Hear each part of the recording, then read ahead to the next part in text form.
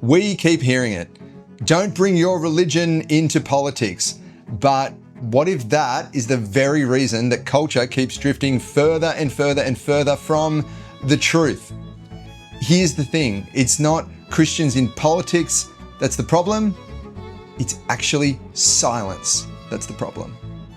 Welcome to the Love Questions podcast. We love talking about this stuff, answering big questions on identity, on sexuality, on culture, and we do it by speaking the truth in love. And we exist to have those conversations that most people, I guess, try to avoid. But we don't want to do it by winning arguments. Rather, we want to help people have clarity, get courage to speak the truth, and of course, bring compassion. You know, we see a massive, quite regularly see a massive falling away in the faith of people who hit high school and university age. Why? Well, because they get exposed to different scientific worldviews, but especially different political worldviews. And if we've not raised them up to be critical thinkers, to present reasoned arguments and explain what Christians believe and why it's not crazy, but it's actually rational and good for human flourishing and thoughtful and compassionate and all of those things, then when they get into these environments, they just get completely annihilated and many lose their faith. It's the kindest thing you can do for the generation coming up to prepare them for how the gospel and how scripture intersects with the issues of the day, because it's what everyone's talking about. This is what you talk about at the pub, in your cafe with your friends, all of that stuff. Why would you want to avoid educating? With the greatest amount of mercy for the pastors who would say, I don't want to talk about politics. Being a pastor is possibly one of the hardest jobs in the world. It's at least in the top 2 jobs for collecting knives in the back, along with a politician.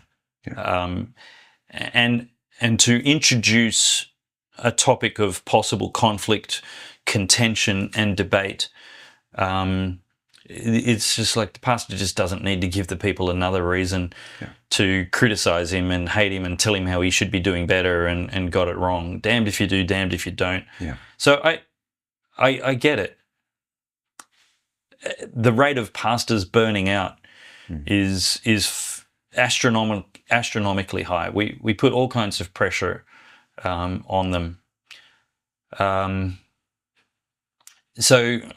mean, there's valid reasons. I don't think they're good reasons, but there's valid reasons for why some pastors would hesitate. Look, without trivializing what I've just validated, I think what it boils down to is it's hard. Yeah. But things worth doing usually are.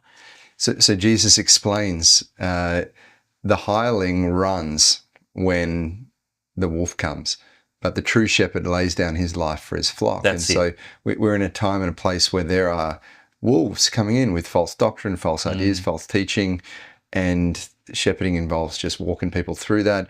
I actually have way more hope in the ability of the Holy Spirit to give a grace-filled message where you teach that, first of all, we're united through our relationship with Christ. That's what holds us together. It's not that we have perfect politics or theology, so we're bonded on that basis. And then, of course, after that, we're doing this out of love. We're teaching you to equip you for good living and flourishing and good understanding. I'd encourage the average pastor who might be watching this or person who might be wanting their pastor to do more. The question is better asked how, not should we disciple the debate, but how do we disciple the debate? And it could be third-party resources where you actually don't raise it on a Sunday morning. You might do a midweek seminar, or you might just put links in your newsletter for people to say, go watch PJ's podcast. And there's really great information. Please spend at least an hour a week choosing from this list of 12 podcasts who generally have good stuff. And guys, if there's any questions, if you think they've gotten anything wrong, let's talk about it. Come to us. So outsourcing is a really great strategy. There's plenty of good resources. You might send your people to the Church and State website. Yeah, I was going to say that one. The other one, the outsourcing, Dave, the other one is outsource your Bible reading. Most issues, there might be some that are a little nuanced, but most of the, I could think of the top 4 most hotly contested issues that Christians care about that live within the political arena. And if you took 2 years to read from Genesis to Revelation, my personal opinion is if you read the Bible prayerfully under the leading of the Holy Spirit, you would have 0% confusion about what God says on the major issues. That's right. If you read the Bible. It sounds overtly simple, but it's true. Doing what I do, I see politics everywhere in Scripture. You can't go through Psalms or the Deuteronomy, prophets. Yeah. To go through the Bible and not see politics, I'm like, were you reading with your eyes closed? For Samuel and Kings, it's a bunch of kings. It's a bunch of political leaders. And the minor prophets are actually often oracles against foreign nations, whole nations for their ungodly living. Yeah. Yeah. And it's there. It's worth doing, and I sympathise. Why wouldn't pastors teach? There's no good reason. There's valid reasons, but that doesn't make them good. Like being afraid of a huntsman spider on the wall. If you're a Queenslander, you're just used to them. You name them, but being afraid of it, it's a valid response, but it's not a rational response. I want to make 2 points on the idea because I think it's so important. The first is to say, primarily, I think the way that inherent goodness, the kingdom comes to earth is still through making the main thing the main thing. The main thing is the proclamation of the gospel and the raising of disciples and healthy families and all that stuff. We don't have to become obsessed with politics. That would be an extreme, and that's not, for some people there's a calling there, but for most people there isn't. So there's a difference between obsessed, no. Yeah, but we can make politics half of my ministry is actually calming people down who are a little bit distracted by it. Yeah, exactly. So sober up, guys. you make the main thing, but there's the 2 extremes. There's either obsessed with politics or there's avoid it completely, but neither are healthy. The second thing, the middle ground to that is everywhere there's conflict, there's an opportunity to preach the gospel and witness to the goodness of God. Yeah, truth, beauty, and goodness is the gospel. And everywhere there's a debate in culture, the answer is not government, the answer is God. Yeah. So yes, politics is the arena we're discussing, but the answer is the gospel. And that's what, don't choose politics instead of the gospel. Preach the gospel and don't run away from politics. Yeah. Well, my second point of my view is actually the legs or the rubber hitting the road, the traction of the gospel is where it can be applied to the issues of culture. So when the gospel is sort of locked away in a kind of Christian-y kind of place, like, Jesus came and died, and which is all true and incredible, and the main message, Christ and Him crucified, no doubt, it's the most important bit. But when you understand what the Lord through Scripture has said about these issues, it's like you get the veil is peeled back and you get to peer in on the wisdom of God, on the amazing virtues of God. And you really do. You see that there are 2 ways. There have always been 2 ways. There was Cain and there was Abel. There was Jacob and there was Esau. There was Saul and David. There's always been 2 paths to choose. One of them is light and one of them is dark. Yes. One of them is truth and one of them is deception. Yep. One of them is beautiful and one of them disfigures the image of God. But when you speak the gospel into the issues of culture, you give people an opportunity to see, oh, God is better than I thought. And the tragic part of that dichotomy you've articulated there is Jesus explained very clearly that the path that leads to life is unpopular and difficult. That's the preaching we've got to do. To expect it to be popular and easy is a fatal trap, because that's the description of the path that leads to destruction. The path being wide and popular, broad, no, that's the path that leads to destruction. But narrow is the gate, and difficult is the path, and few there be that go by it, that leads to life everlasting. Yeah. And we're warned in these times that people will heap up for themselves preaching that'll tickle the ears. So people will be drawn to a kind of message that never confronts... Woke churches. Yeah. Never confronts the issues of culture, never confronts where we have become a mixture, blended, half the world, half God, bit of both, pleasing people on every... It's the difference between virtue signaling and virtue. Yeah. These people want the feeling of doing good without the cost of doing good. Yeah, and to people with a biblical worldview, the whole woke ideology, which is in my language, my view, it's just professional victimhood. You just empower perpetual self-pity and rage-inspired demands of me as the victim. So it's innately self-centered. It's all about me. But the Christian call is to die to yourself and pour oneself out for others. So Christians should never be at a rally for freedom because my feelings were hurt or I was infringed. People are rallying for freedom, for the defense of others, for the defense of children. So I don't mind Christian advocacy, but as long as it's never self-centered. Yeah. If your motive is yourself, you've got it completely wrong. I mean, one of the most common things in Western democracy is pork barreling at election time, with voters, with politicians promising voters things that amount to bribes. And if your hip pocket is the number one concern, if your comfort and experience is the number one concern, shame on you. You should absolutely be thinking as the king that I have to choose the destiny and future of a nation. I'm not just choosing what I want. That is the worst kind of person to wield power.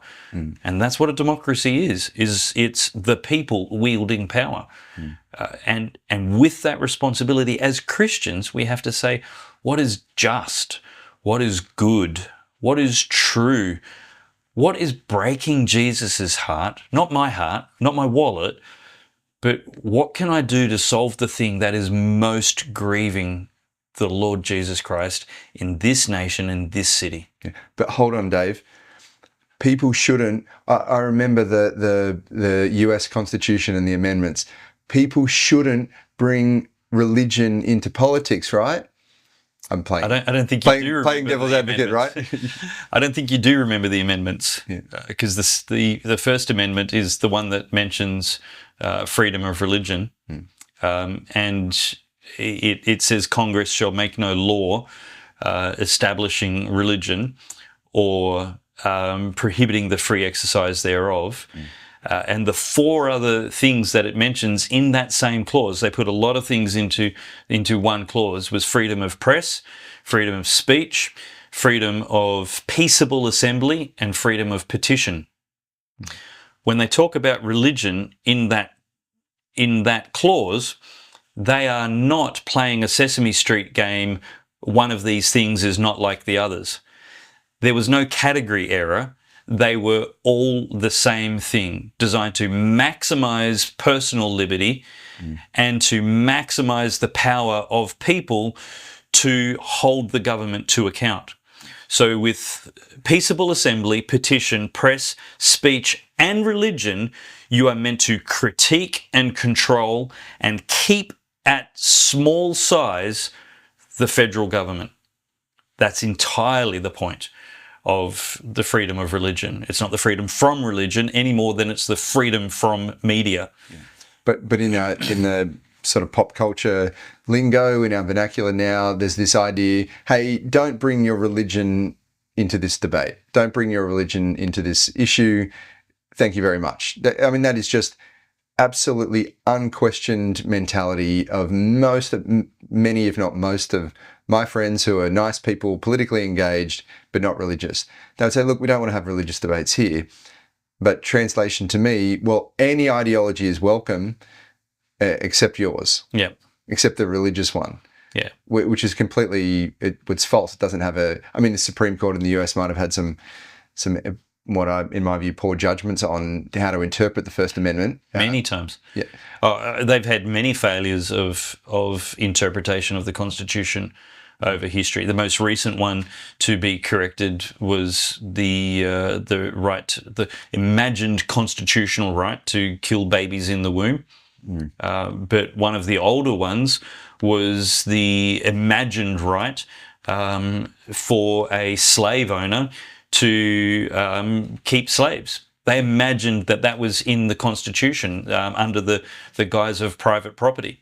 If you don't know what that case is, research, Google Dred Scott, famous Supreme Court decision that was utterly immoral, objectively ignorant, just like Roe v. Wade, just like Obergefell, and just like Brown versus the Board of Education, which said effectively that prayer should be banned from schools because of separation of church and state, which was reading one sentence.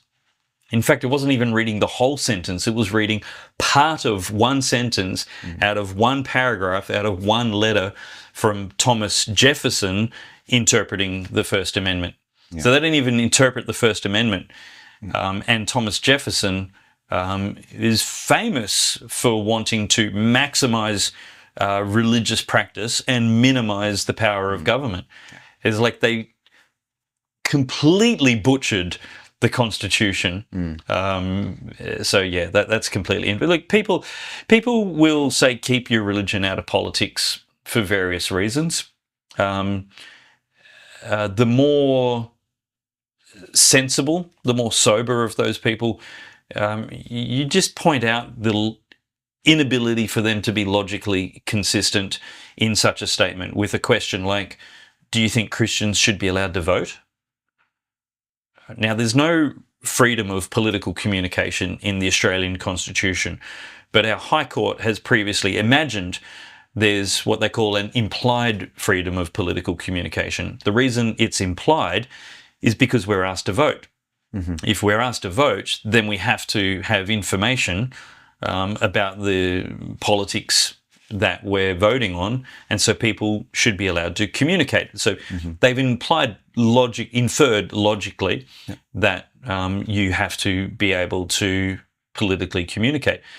So likewise, if Christians are allowed to vote, the implication is we're allowed to bring our religious convictions and the conclusions of our careful deliberations, Thomas Jefferson language, to the political process.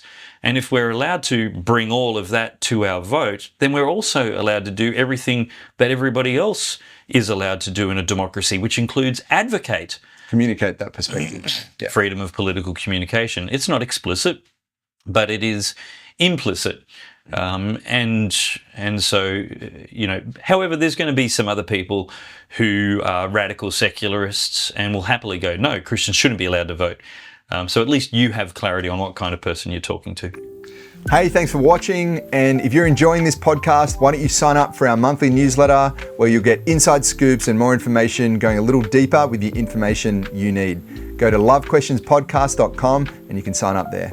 Baffling. Tolerate everybody except those with a religious perspective. It's just gross hypocrisy. Except those people who tell me I'm wrong. Yeah, interesting times. So to an Aussie who's told that, how would you tell them to respond? Ask that question.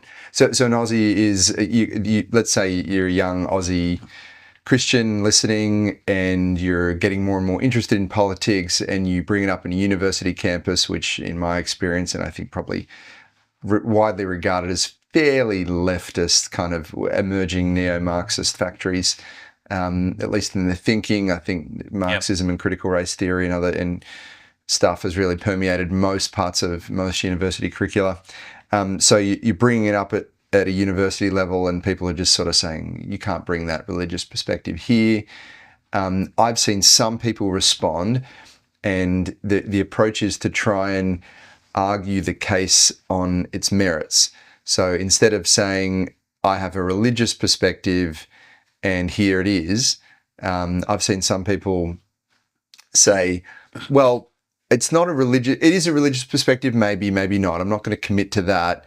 But I think this wins on its own merits. Actually, data shows that it's better for this or that or the other. My view is, and I'd love to hear what you think, I think that's the wrong approach. I think actually you end up having a sort of hidden agenda. And more to the point, it's conceding that we should somehow be embarrassed that our religion informs our ideology or that our religion is our ideology. But I think it's much more comfortable to say we all bring an ideology to the table. You neo-Marxists have an ideology. It's called Marxism. You secular atheists have an ideology. It's called whatever. And I have an ideology. It's the Christian worldview. And it's okay that we all bring our ideology to the table, and there's nothing wrong with mine being different to yours. And in the sort of level playing field of ideas, we should all be able to defend our case on its merits, not on just the root of our ideology, but also be comfortable to admit where it comes from. That would be my take. I think people shouldn't shy away from that. But what do you think? The exact application of that scenario could change enormously depending on the context, the audience, the context of, are you in class or is it one-on-one? Is it you versus a student or you versus a student union activist or a professor? Is it your grades dependent on it or is your reputation dependent on it? One doesn't really matter. But I would say, yeah, engage generally. But more than that, I'd say prepare to engage. Before you get to that conversation, the best way to be ready to answer that is to know their arguments better than they do. Most of them will be regurgitating rhetoric and propaganda that they don't understand. Most of them will be incompetent debaters. And if you're equally incompetent, you're going to lose because their passion will probably outmatch yours. Then what you have to do is you actually need to watch lots and lots and lots of podcasts and YouTubes about apologetics, about politics, about socialism, about the rules of logic. Watch other people have debates. Watch Charlie Kirk. Watch Ben Shapiro. Watch Frank Turek is a great person. Watch the Q&As, not just the presentations. Watch Lila Rose and other life advocates. Watch the critics of the communist, socialist, Marxist worldviews. Watch Jordan Peterson. Again, whenever you can get into a Q&A where you've got an aggressor, you are going to see a pattern very quickly. There might be 100 questions in total that you have to study, and it's actually very little. It might even only be dozens. Yeah.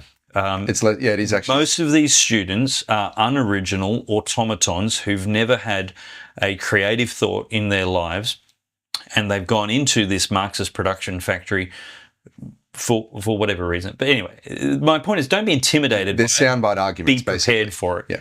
And so preparation is going to be key, because then you'll be able to apply the wisdom on, is this a battle I should fight? Is this the right day for it? And when it is the right day, the other thing is, don't be afraid of losing. Practice.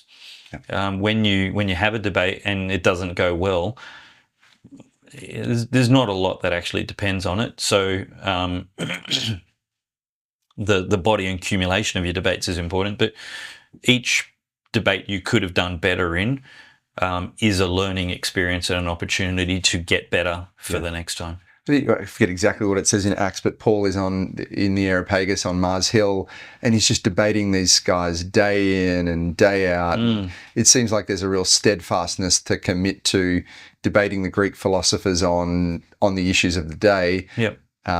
I suppose, becoming all things to all men, that some might be saved, in his words. So speaking the language of the culture, meeting where people have their ideas, meeting where ideas are discussed and thrown around. The great marketplace of ideas is a fairly level playing field. In Greek culture, I think similarly the internet can be that way today. And be willing to learn from your arguments and lose some and win some.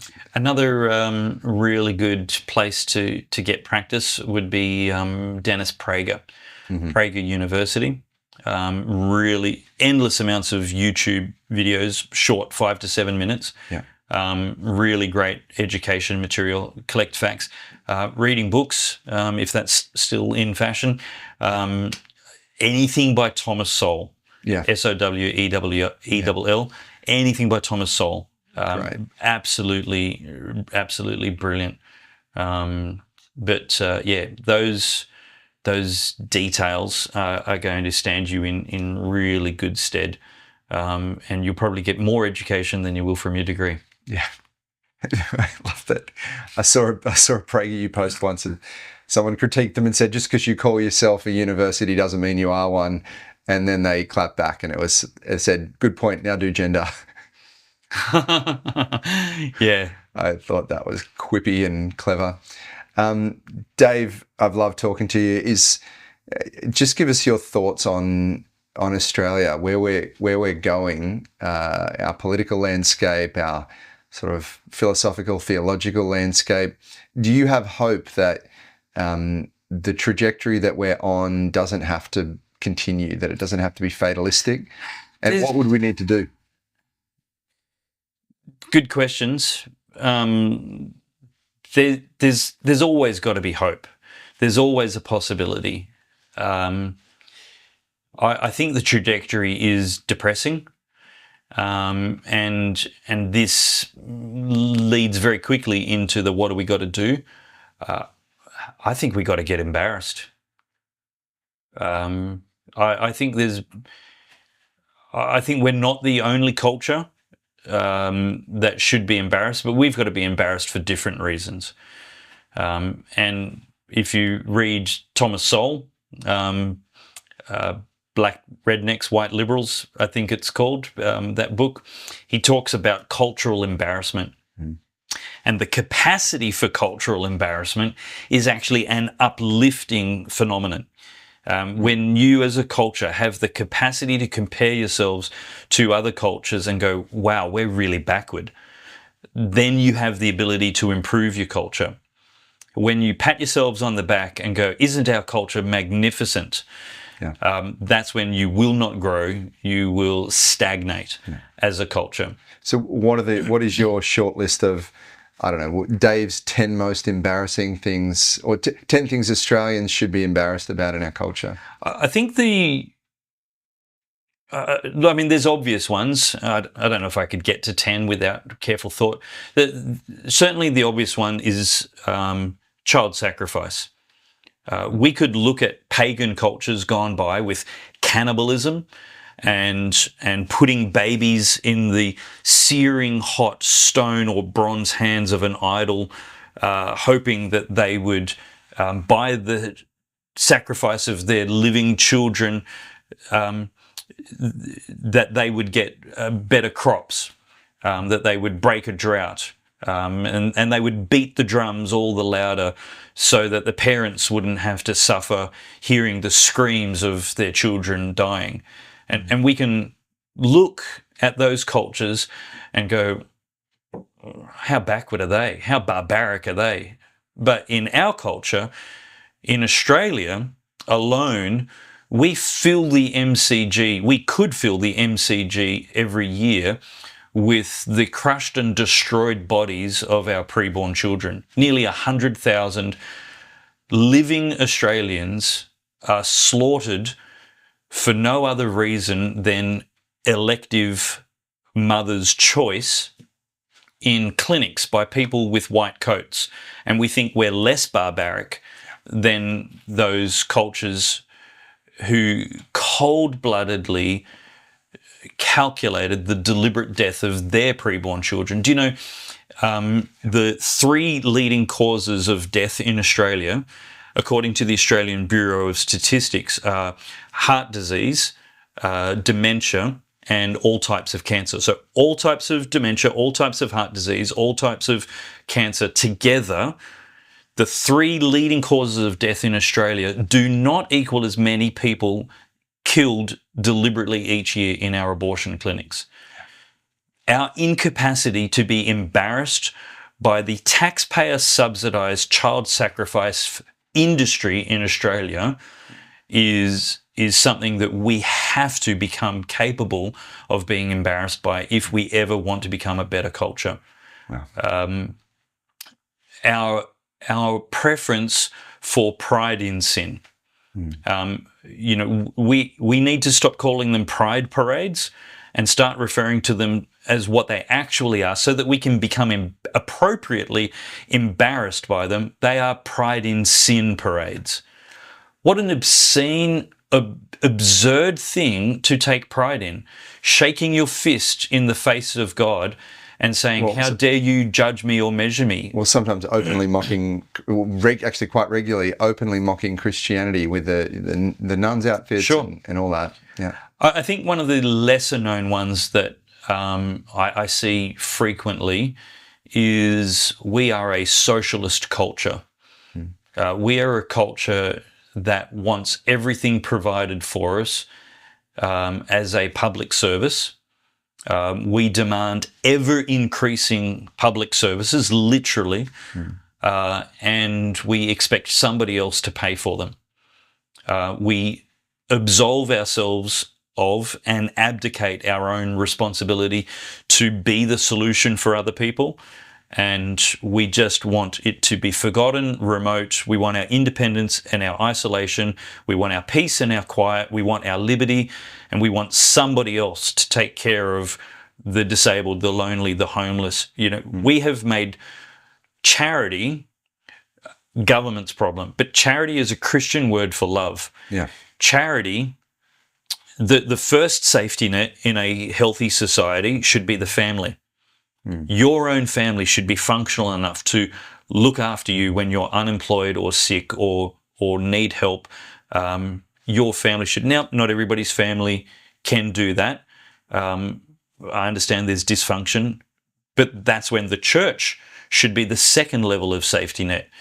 The church should be the people coming around, the orphans, the widows, the homeless, and those people in their community who are on tough times. And the church should be capable of being embarrassed by anybody in their community, any person who's on government benefits. Like, a family should be embarrassed that somebody else has to look after their members. A church should be embarrassed that anybody else has to look after their members. Like, how these two levels of social safety net were designed by God. Government was not designed as a social safety net by God. It has a purpose designed by God, and that is beyond the purpose. That is government usurping and trespassing on the purpose of family and the purpose of church. And the socialism has invaded us. Yeah. And that we as a church need to be embarrassed by our socialism, by the way we outsource love to remote, foreign, faceless strangers. Like 100 years ago, 50 years ago, even the non-Christians in Australia had things like benevolent societies, where the person who was providing you welfare was someone who knew your name, who knew your parents and your family. You had accountability and relationship when you got benefits from these benevolent societies. We, as a nation, need to become embarrassed by how socialist we've become, thinking that ever-expanding massive government and ever-diminishing small personal responsibility is somehow a functional way to run a society. Yeah. It's nation-destroying. Yeah, but we have a nanny state and no personal liberties, and because it's in the Australian character. The dichotomy is we're cynical about politicians and love big government. And government is now, 30-40% of GDP, and growing year on year. Yeah, it's become massive. Look, that's 3. I don't know if I can get to 10. Well, the one for me that we've talked about is Yeah, and the one for me that we've talked about is, how did it get here with children? How we just okay that children get exposed to just vile, sexualized content at taxpayer-funded libraries. You know, like we don't have an issue with the liberty for an adult to do adult things in the privacy of their own home with the consenting adult of their choosing within the law, right? Fine. Different when you dress up in fetish gear and perform in front of children in a public library. I mean, this is, and that we've tolerated, or that we've not fought against the sexual awakening of toddlers and children. I mean, that is for me it's more than embarrassing. It's devastating. It's alarming. You know, you say sexual awakening, and I got the picture of ripping open a chrysalis with a butterfly before it was ready to be developed. Yeah. It's not a natural awakening. It's not a ready awakening. It's not an appropriate emergence of those behaviors or awarenesses. Yeah. It's never anything but destructive. You do not do a butterfly a favor when you pull it out. When you pull it out after just a tenth of the preparation time necessary for it to become everything it was designed and created to be eventually. One of the other related things we should become embarrassed about, which I think we talked about earlier, is our immodesty. I was in IKEA a couple of weeks or months ago, and this young lady was, and I say that generously, kindly, but she was walking in front of my wife and I with her boyfriend or husband, I don't know, and as she got on the escalator a couple of meters in front of me, her barely clad buttocks came up to my eye level. And I mean, her shorts were well above the crease between her bottom and her thighs. Well above. I've never been so uncomfortable that I had to physically turn my head away. And women in yoga pants and all the way we as a society have let our women put on public offer the things that they should guard and keep private out of basic modesty. We as a society, we as men should be embarrassed that we are not looking after our ladies at a basic level. Now, I'm not talking about some jihad modesty police roaming the street with batons, but there's an balance and a sensibility in between two ridiculous extremes, and we should be embarrassed just as the IRGC should be embarrassed. Neither of those extremes are healthy. Maybe we should start a movement, Dave, just from the male kind of perspective, take the lead and say, we don't want to see it.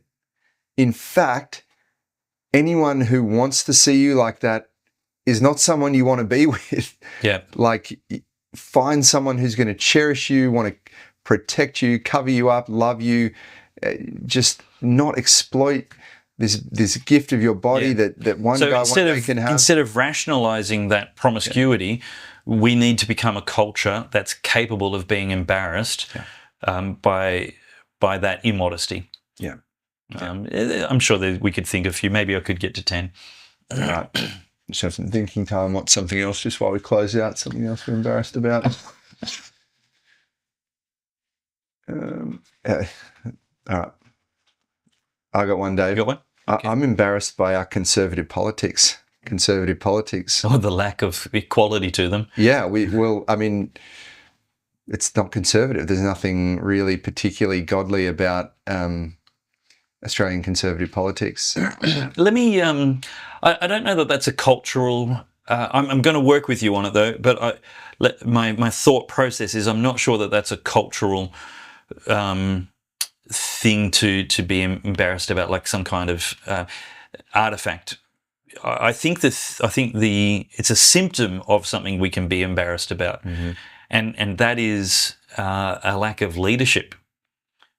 We have got and maybe it's a tall poppy syndrome. Maybe it's both a lack of leaders and a willingness to chop them down if they stick their head up.